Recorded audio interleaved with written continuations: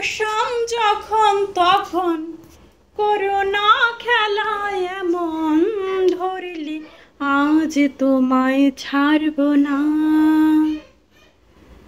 দোহাতে আবির মেখে রাঙাবো মনের সুখে, আজকে এই খেলাতে হারব না।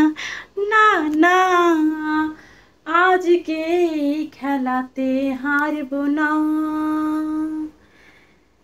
করুণার লুকোচুরি ভেঙে দেব জারি জোরে, করুণার লুকোচুরি ভেঙে দেব জারি জোরে।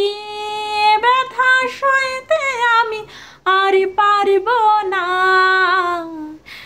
ব্যথা সইতে আমি আর পারব না।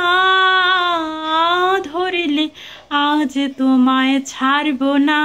না না, ধরলে আজ তোমায় ছাড়ব না।